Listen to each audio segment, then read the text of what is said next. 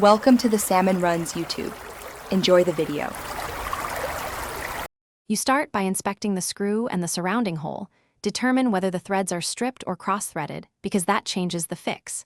Use the correct driver size immediately to avoid further damage. Do not force a wrong bit.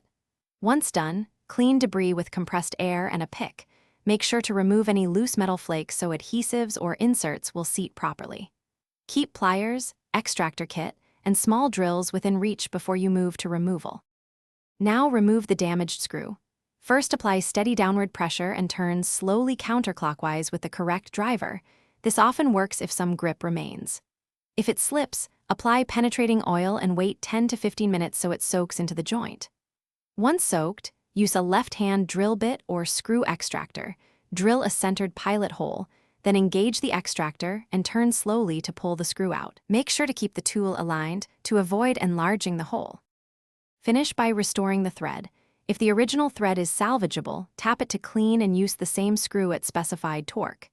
If stripped, install a threaded insert such as a helicoil sized to the original thread. This restores strength and alignment. For oversized holes, re-tap for a larger screw or use an insert kit.